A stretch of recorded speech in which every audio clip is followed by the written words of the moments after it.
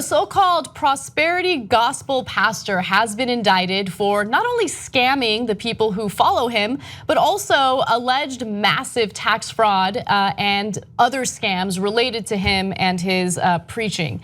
So this is Todd Coontz, and apparently there's William Todd Coontz. That picture is worth 1,000 words, and then some. He looks like he just got caught with his hand in the cookie jar. That's like the perfect picture for this story. But anyway, like so many different things in that picture. Anyway, yes. Yes. So he has been indicted, and he has been accused of participating in a check cashing scheme involving travel reimbursements for speaking appearances and for book sales, and then filing fraudulent tax returns in order to hide the money. So here's what he does. And first of all, if you're a bad guy, you know, this is a pretty clever way of dodging taxes, right? And getting a little extra money. So he would pretend like he was going on, speaking tours related to his work and things like that, work-related travel essentially. And then he would bill the church that he was working at to reimburse him. And when they would reimburse him for tours that he didn't even take, right? Travel that he didn't even do for work. When they would reimburse him, well, that's not taxed, right? So he would just cash that money, which he didn't earn. He wouldn't get taxed on it, and there goes the whole tax fraud scam. So to give you a sense of scale, he did this with 102 checks between the years 2010 and 2013, to the tune of $252,000.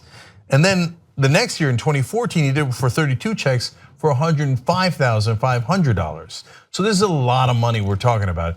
And I would like to disagree with Anna again on one point. You said it's a pretty clever scheme. Apparently not, because he got caught and he's probably going to go to jail. Well, he got caught because he got greedy. And oftentimes people get too greedy, and that is when they get caught. I mean, I could totally, if he didn't do it on such a large scale, I think that he'd get away with it. But I mean, think about the amount of money that he stole from the church, on top of stealing money from people who think, hey, if I give this dude a couple $100, I'll somehow become wealthy. Jesus will somehow like sprinkle cash on me. He'll make it rain, right? No, that's not how it works. Please don't be scammed by nut jobs like this guy.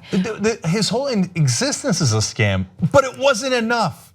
He had to go over the top and do things that are illegal. So tell him about the essence of the scam of prosperity gospel. Okay, so he billed the churches where he made appearances for a full fare first-class ticket while purchasing tickets for substantially less. So that was another thing that he did, right? Well, I'll give him that one, because the dude had to fly in coach, and he looks like a big guy, so he probably at least suffered on that one. He didn't have to fly in coach, though. He flew in coach just so he can make a little extra money.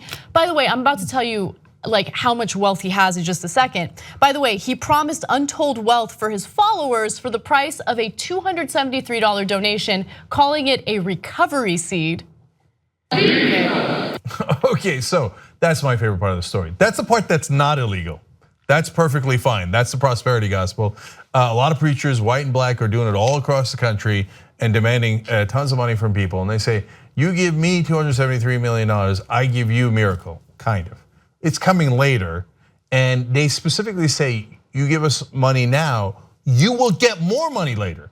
It's not like, oh, you'll get a prayer and your ankle will get fixed and yada yada, or spot in heaven. No, you'll get richer later. But since it's from, it's gonna be fine. And this is insane. And so people are like, yeah, sure, take my money, take my money. And then after he has all this money that, again, Anna's gonna tell you in a sec, then he's like, precious, not enough. But if you're a professional scam artist like this, you think, why not scam the government too? Oh my God. Well, a jail cell might be, why not, but. So here's a little taste of how wealthy this guy is because of all these scams.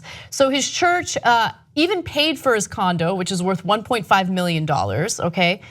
Also keep in mind that he had not one, not two, but 3 BMWs, 2 Ferraris, a Maserati, and a Land Rover. Why do you need that many cars? Why? I just don't understand. By the way, I'm not in the business of telling people what they can and can't have. If you can afford it and you want that many cars, so be it, good luck, whatever, right? But if you are literally taking advantage of people, exploiting them in their time of need, and scamming the government by evading taxes and doing all this shady stuff, like really, you did all of that, just so you can afford like what, 50 cars? How many cars do you need?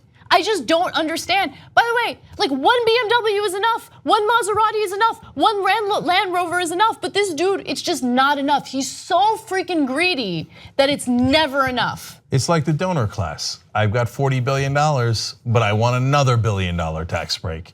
So I'm gonna make sure you get kicked off of healthcare so I can get it. Okay, now, look, I hate to say it, but, or maybe I don't hate to say it. No, I am hesitating, so I do hate to say it. Some religious folks, definitely not all religious folks, okay? Come on, man, really, a recovery seed, you know what that means, by the way? That you're already in bad shape. And then you're gonna pay $273 when you're in bad shape so you can recover, right? And you're gonna give it, if your pastor shows up in a Ferrari, he might not be the right pastor. So Jesus told you to give away all of your worldly possessions. Just crack the book open. I'm not a believer, I don't believe in any of the books. But if you do believe in the books, try reading a page or two. First of all, you might be shocked at what's in there. Second of all, you'll find out the good thing about Christianity. There's bad stuff, but there's the good thing about Christianity is that Jesus cared so much about the poor and the needy, and he didn't drive a Maserati.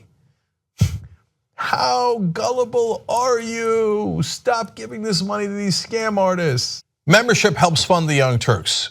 You know one great thing about that? That means we're not accountable to anyone but you guys.